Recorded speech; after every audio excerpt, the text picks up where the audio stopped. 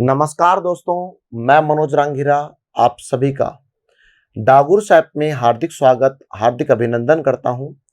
आइए दोस्तों, आज हम जिस टॉपिक के बारे में अध्ययन कर रहे थे उसको थोड़ा और आगे बढ़ाते हैं। दोस्तों, हम एक टॉपिक को लेकर बात कर रहे थे और इस टॉपिक का नाम था भारत के भौतिक प्रदेशों में आपके दक्षिण का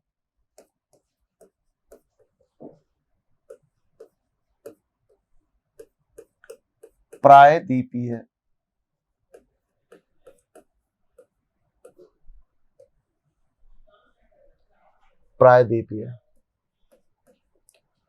पठारी प्रदेश के नाम से जाना जाता है।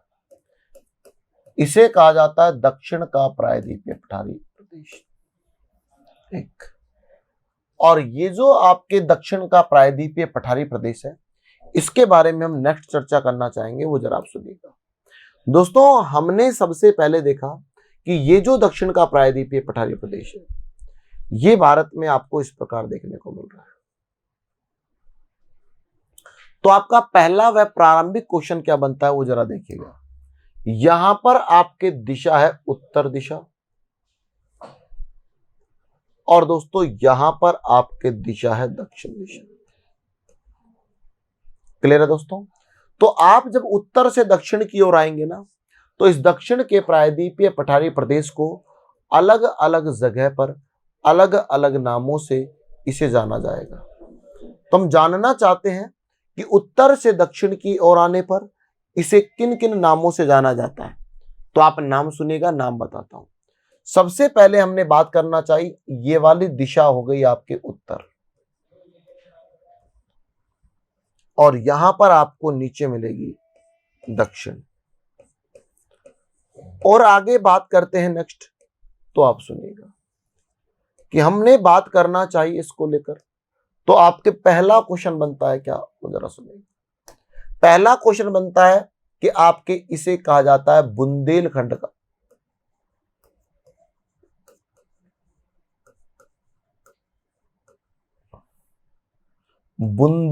का पठार इसे कहा जाता है। एक और जरा इससे नीचे आइएगा तो आपको इसे कहा जाता है बघेलखंड का पठार। बघेलखंड का पठार। तीसरे नंबर पर हम बात करना चाहें तो तीसरे नंबर पर आपके क्वेश्चन आता है, आपके एक नाम आता है महाराष्ट्र का पठार। महाराष्ट्र का पठार। और आगे बात करते हैं 4 नंबर पर, तो आपके मिलता है कर्नाटक का पठार। और आगे बात करते हैं नंबर 5 पर, तो आपके मिलता है मैसूर का पठार।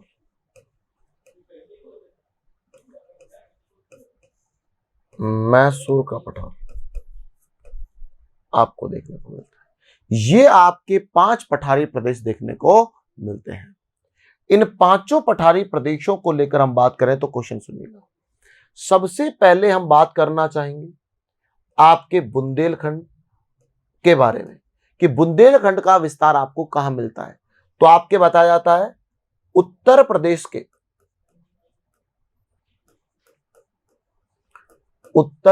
के दक्षिणी भाग की आप बात करते हो।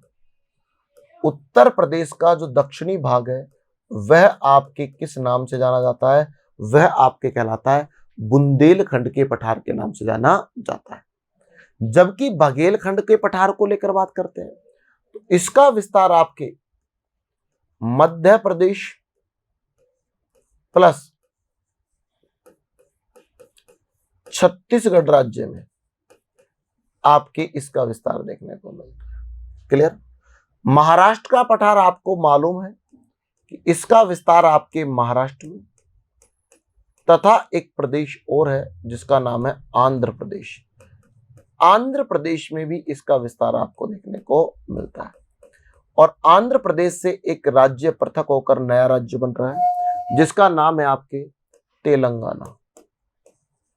तो तेलंगाना से भी इसका संबंध देखने को आपको मिलता है। कर्नाटक व मैसूर के पठार की बात कर लेते हैं। तो कर्नाटक व मैसूर के पठार का संबंध आपके किस राज्य से मिलता है? कर्नाटक राज्य से देखने को मिलता है। और कर्नाटक का जो पठार है कर्नाटक राज्य में तो फैला ही है, लेकिन आप साथ ही साथ कह सकते हैं कि इसका विस्तार आपके दूसरे राज्य आंध्र प्रदेश से भी इसका संबंध देखने को मिलता है। और इसके साथ साथ आपके इसका विस्तार तेलंगाना राज्य से देखने को मिलेगा। क्लियर है दोस्तों? ये स्थितियां आपको देखने को मिल रही है इसके संदर्भ में। मैसूर का जो पठार है, इस मैसूर के पठार की हम बात करते हैं तो इसका संबंध आपके कहां से देखने को मिलता है? कर्नाटक राज्य से इसका संबंध देखने को मिलता है।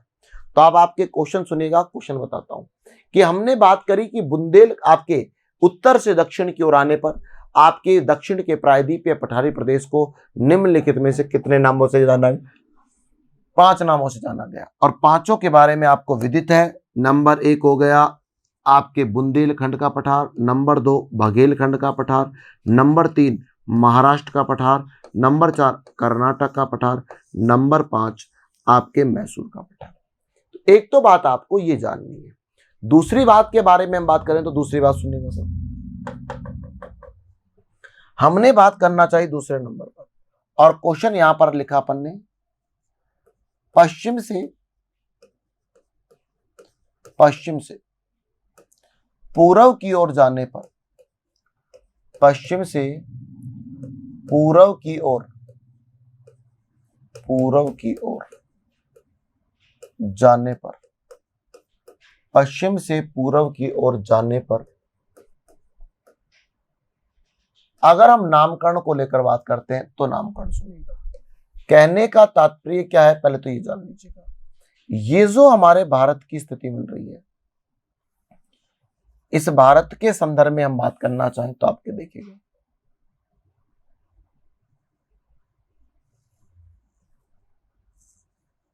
ये हमारे भारत, और इस भारत के संदर्भ में हम बात करते हैं तो ये स्थितियां आपको देखने को मिलती है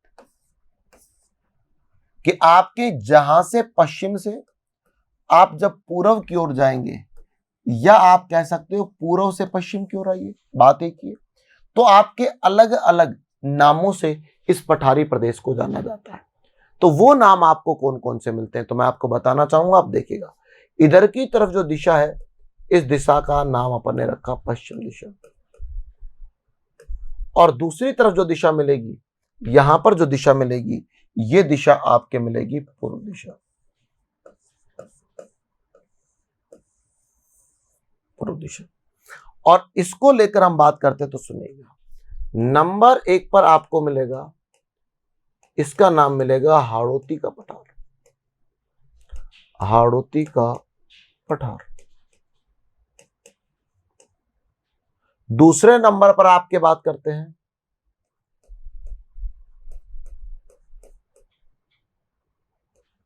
मालवा का पठार।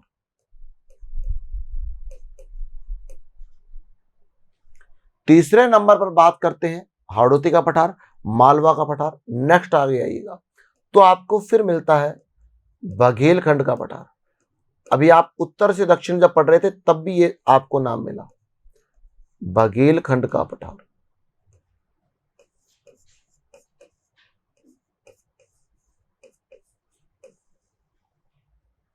और आगे बात करते हैं नेक्स्ट,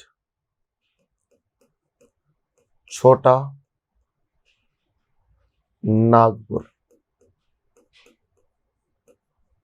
का पठार, छोटा नागपुर का।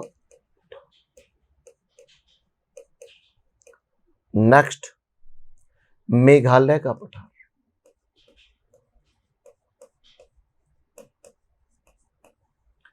मेघालय का पठार।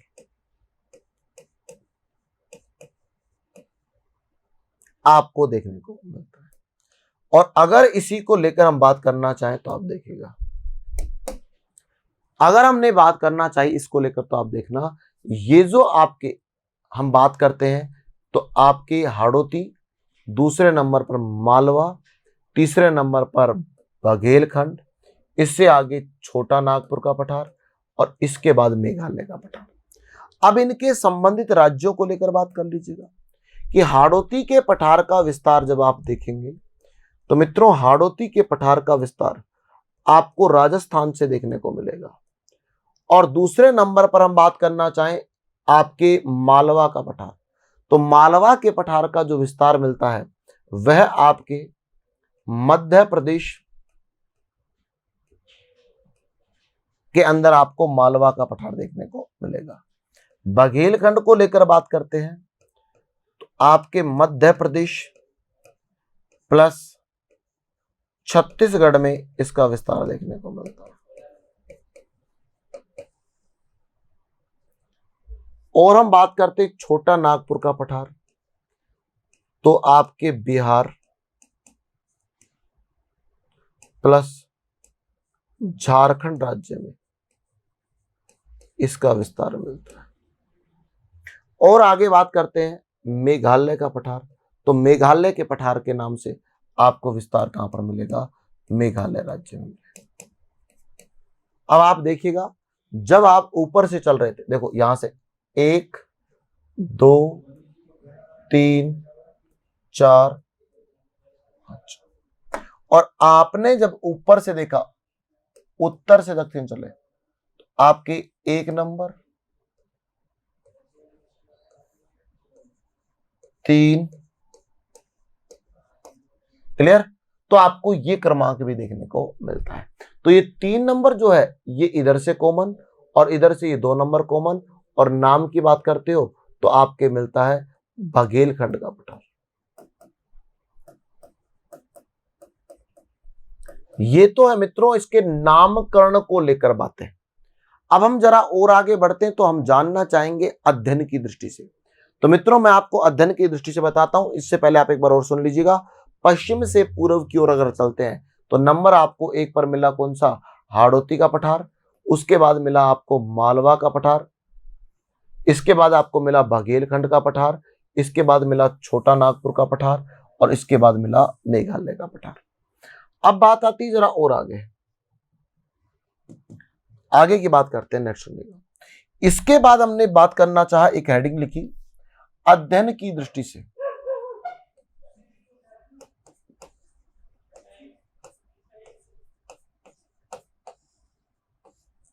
अध्ययन की अगर हम बात करते हैं दृष्टि से, क्वेश्चन बनता है अध्ययन की दृष्टि से। अध्ययन की दृष्टि से हमने बात करना चाहिए। तो मित्रों अध्ययन की दृष्टि से अगर हम बात करें तो ये आपका पठारी प्रदेश कैसा मिलेगा वो जरा सुनिएगा। तो आपके क्या क्या क्वेश्चन बनता है वो जरा सुनिएगा। पहला तो हमने यहां पर लिखा सबसे नंबर 1 पर, और वो लिखा आपके दक्षिण का प्रायद्वीपीय पठार। दक्षिण का प्रायद्वीपीय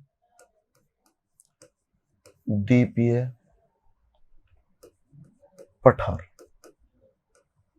और दक्षिण का जो प्रायद्वीपीय पठार है इसको लेकर आप बात करते तो जरा देखिएगा। इसे हमने अध्ययन की दृष्टि से 2 भागों में बांटा।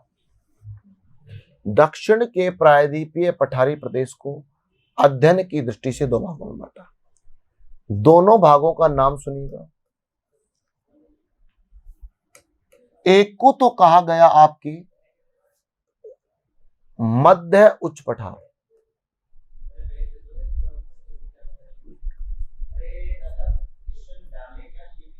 मध्य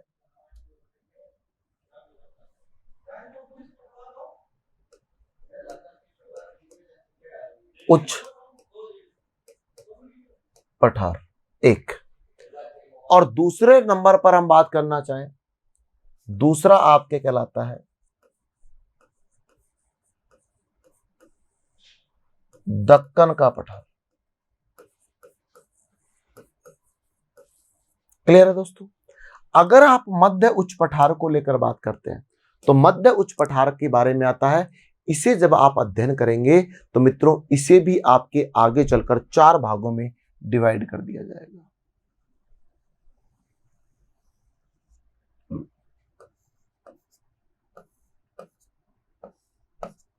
ये आपके 4 भागों में डिवाइड हो जाएगा। और अब हम जानना चाहेंगे इसके चारों के नाम, किन किन किन नामों से इसे जाना जाता है। तो मध्य उच्च पठार का जो पहला पार्ट होगा उसके बारे में हम बात करें तो इसे आपके कहा जाता है मालवा का पठार।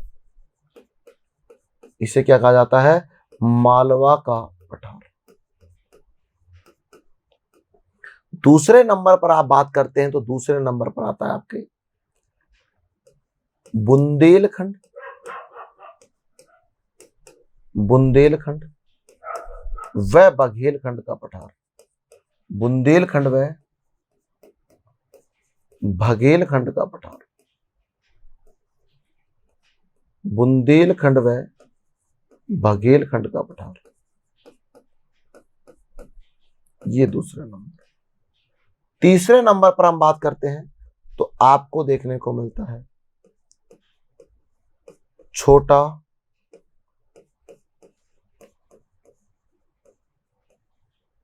नागपुर का पठार। छोटा नागपुर का पठार देखने को मिलता है।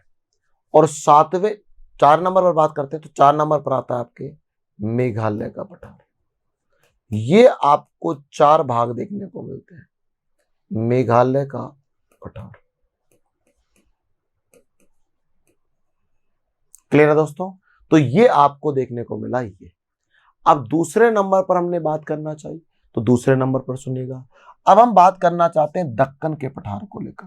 तो दक्कन के पठार को भी आपके अध्ययन की दृष्टि से हम बात करें दोस्तों तो इसे भी अध्ययन की दृष्टि से 4 पार्टों में डिवाइड किया गया है। सुनिएगा दोस्तों, अगर आप 4 पार्टों को लेकर बात करें, कौन कौन से पार्ट?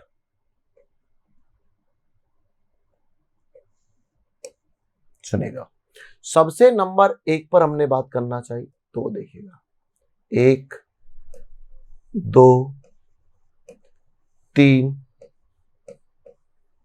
4। नंबर 1 पर हमने बात करना चाहते हैं यहां पर, तो आपके दक्कन के पठार का जो पहला भाग मिलेगा उसे मित्रों कहा जाता है लावा का पठार। लावा का पठार। दूसरे नंबर पर आप आएंगे तो वो आपके कहलाता है दंडकारण्य का पठार।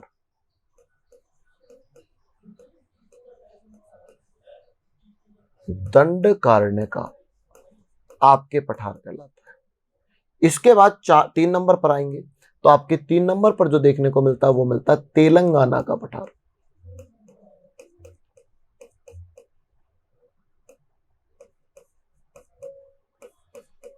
इससे और आगे बढ़िएगा तो आपको मिलता है कर्नाटक व मैसूर का पठार। कर्नाटक व मैसूर का पठार आपको देखने को मिलता है। ये स्थितियां आपको देखने को मिली यहां।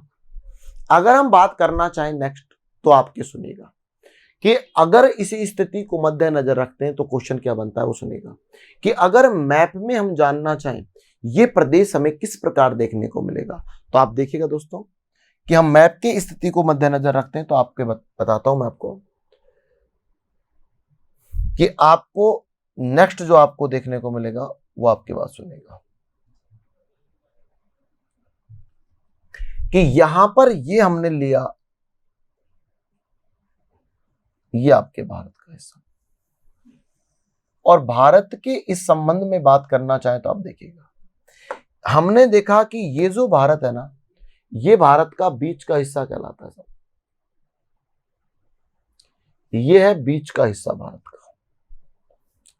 और इस बीच वाले हिस्से की बात कर ली जाए तो इस बीच वाले हिस्से को कह दिया गया, मध्य भारत का नाम दे दिया गया। और मध्य भारत का नाम देने के कारण हमने इसे कह दिया मध्य।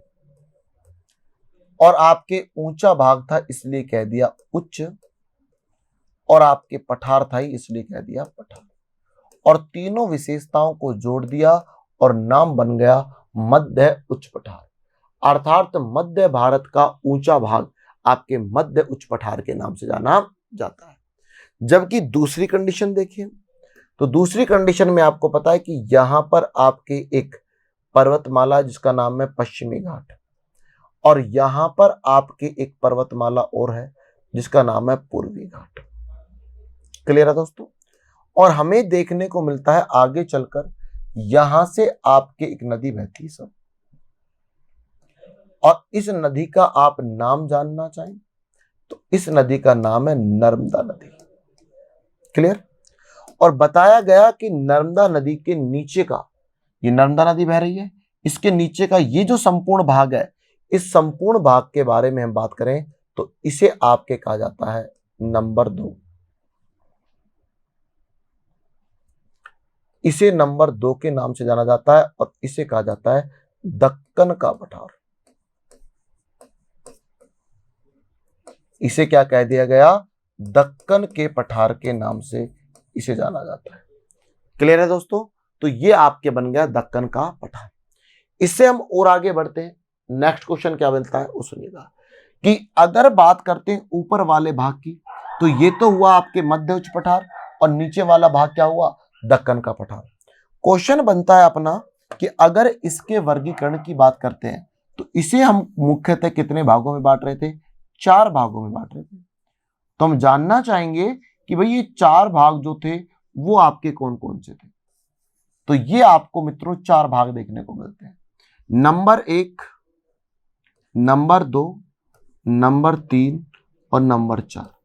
अगर नंबर 1 को लेकर बात करते हैं तो इसे कहा जाता है आपके मालवा का पठार, इसे कहा जाता है बुंदेलखंड व बघेलखंड का पठार, और यहां पर आपको मिलेगा छोटा नागपुर का पठार, और यहां पर मिलेगा मेघालय का पठार। ये आपके 4 विभाजन हुए, 4 हिस्से हुए, किसके? मध्य उच्च पठार के हिस्से हो गए। अब बात करते हैं नीचे वाला दक्कन का जो पठार है। दक्कन के पठार को लेकर हम बात करते हैं तो इसके भी आपके अध्ययन की दृष्टि से इसके 4 भाग किए गए।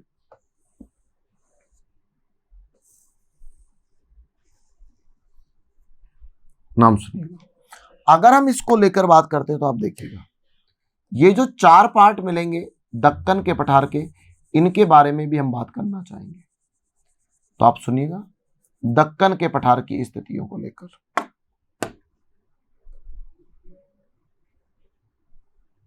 सुनिएगा, नंबर हम बात करना चाहेंगे 1 नंबर, इसको नंबर दे दिया 1, इसको नंबर दे दिया 2, इसको नंबर दे दिया 3, इसको नंबर दे दिया 4। कहने का तात्पर्य ये वाला जो पार्ट है ये तो कहलाता है लावा का पठार, ये वाला कहलाता है दंडकारण्य का पठार, ये कहलाता है तेलंगाना का पठार, और ये कहलाता है कर्नाटक व मैसूर के पठार के नाम से जाना जाता है। तो दोस्तों इस प्रकार आपके वर्गीकरण देखने को मिलता है। अब जरा और आगे चलते हैं कि अब इनको विस्तार के साथ हमें पढ़ना है। तो विस्तार के साथ पढ़ना है तो हम एक एक प्रदेश का अध्ययन करेंगे, जिसमें सबसे पहले हमने अध्ययन करना चाहा, और वो आपके अध्ययन जो करना चाह रहे थे वो किसको लेकर करना चाह रहे थे? अब देखिएगा, आपके सबसे पहले अध्ययन करना चाहा हमने नंबर 1, और इस ए पार्ट को कहा जाता है मध्य उच्च पठार। मध्य उच्च पठार के नाम से इसको जाना जाता है। और ये जो आपके मध्य उच्च पठार है, इसको लेकर आप बात करना चाहें तो आपका क्वेश्चन क्या बनता है, जरा सुनिएगा। इसे अध्ययन की दृष्टि से आपके निम्न 4 भागों में डिवाइड किया जाता है, और 4 भागों में नंबर 1 भाग की बात करते हैं तो इस एक का नाम आपको मिलता है, नंबर 1 का नाम मिलता है आपके मालवा का पठार। मालवा का पठार। अब सुनिएगा जरा, मालवा के पठार को लेकर क्वेश्चन क्या बनेगा। सबसे पहले मालवा के पठार के बारे में क्वेश्चन आता है, इसके आपके विस्तार को लेकर, कि आप सबसे पहले इसका विस्तार बताइएगा कि इसका विस्तार कहां पर फैला हुआ है। तो आप कल्पना कर लीजिएगा कि इसके विस्तार के बारे में बात करें तो आपकी ये मान लीजिएगा मालवा का पठार, इस हिस्से को मान लीजिएगा ये संपूर्ण हिस्सा मालवा का पठार कहलाता है। और इस मालवा के पठार का विस्तार आपके 3 राज्यों में फैला हुआ है। ये तो आपके राज्य है मध्य प्रदेश, ये वाला राज्य है राजस्थान, और ये वाला राज्य है गुजरात। अब बात करते हैं कि कौन कौन सा हिस्सा। तो ये जो राजस्थान का जो हिस्सा है इसमें बताया जाता है दक्षिणी पूर्वी राजस्थान इसके अंतर्गत आता है। एक बात, ये वाला जो हिस्सा है इसमें आपके पूर्वी गुजरात का संबंध देखने को मिलता है।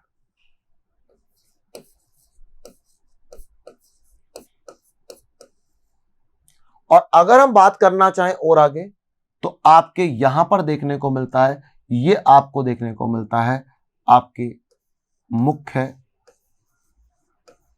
मध्य प्रदेश इससे संबंधित देखने को मिलता है। तो ये आपको स्थितियां देखने को मिलेगी। तो हमने बताया ये संपूर्ण जो विस्तार है ये मालवा के पठार को रिप्रेजेंट करता है।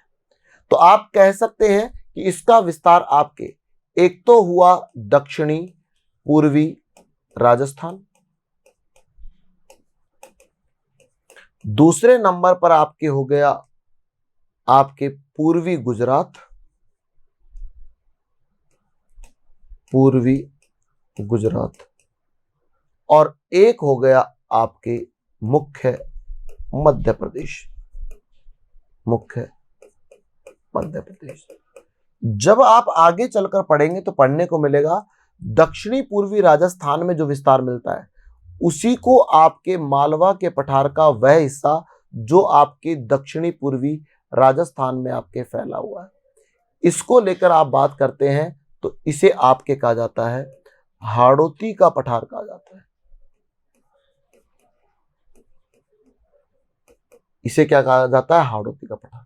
तो याद रखिएगा कल को अगर एग्जामिनर ये भी क्वेश्चन दे देता है कि हाड़ौती का पठार जो है इसका मुख्यतः विस्तार आपके कहां पर है, तो आप बता सकते हैं कि हाड़ौती के पठार का मुख्यतः विस्तार कहां पर फैला हुआ है, आपके इस राजस्थान के भाग में देखने को मिलता है। और हाड़ौती का पठार किसका हिस्सा है? मालवा के पठार का हिस्सा बताया जाता है। दूसरा क्वेश्चन हम जानना चाहें तो आपको देखने को मिलता है इस प्रदेश में हमने जानना चाहा प्रमुख नदियां, कि हम जानना चाहते हैं इस प्रदेश की आपके प्रमुख नदियां कौन सी देखने को मिलती है। और प्रमुख नदियों को लेकर हम बात करते हैं तो आपको नदियां मिलती है जैसे चंबल व उसकी सहायक नदियां। आप बता सकते हैं कि चंबल व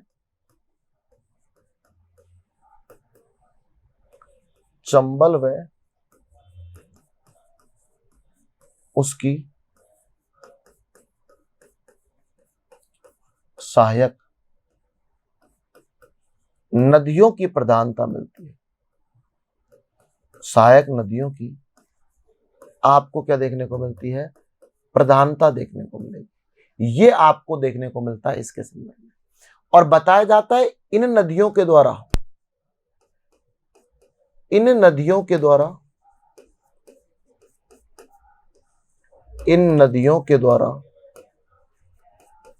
इस प्रदेश को सर्वाधिक अपरदित किया गया है। इस प्रदेश को सर्वाधिक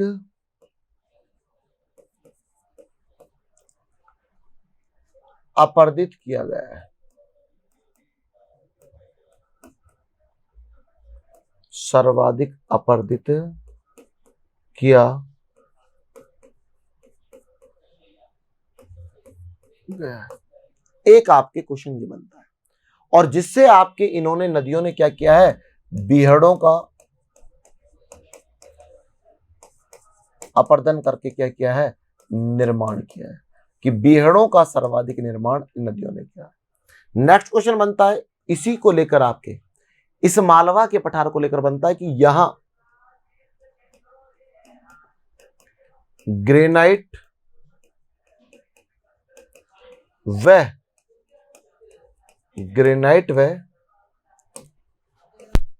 बेसाल्ट जैसी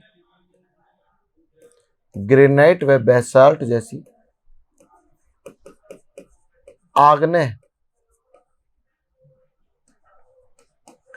चट्टानों की प्रधानता मिलती है। आग्नेय चट्टानों की आपके क्या पाई जाती है? प्रधानता पाई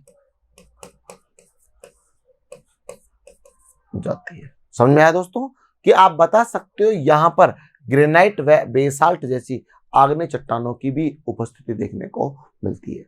ये हुआ आपके मालवा का पठार। रिपीट कर देता हूं, सुन लीजिएगा। मालवा के पठार का विस्तार मुख्य मध्य प्रदेश, दक्षिणी पूर्वी राजस्थान व पूर्वी गुजरात में मिलता है। और दक्षिणी पूर्वी राजस्थान में इस भाग को किस नाम से जाना जाता है? हाड़ौती के पठारी प्रदेश के नाम से जाना जाता है। नेक्स्ट बात करते हैं प्रमुख नदियां। चंबल व उसकी सहायक नदियां यहां पर मुख्य रूप से देखने को मिलती है। इन नदियों के द्वारा इस प्रदेश को सर्वाधिक अपरदित किया गया है, जिससे आपके बीहड़ों का लगातार क्या हुआ है? निर्माण हुआ। अगर बात करते हैं यहां पर ग्रेनाइट व बेसाल्ट जैसी आप कह सकते हो आग्नेय चट्टानों की सर्वाधिक प्रधानता देखने को मिलती है। यह प्रदेश हुआ आपके मालवा का पठार। इससे आगे की चर्चा हम नेक्स्ट वीडियो में करेंगे। तब तक के लिए मित्रों, जय हिंद, जय Bharat, wish you all the best.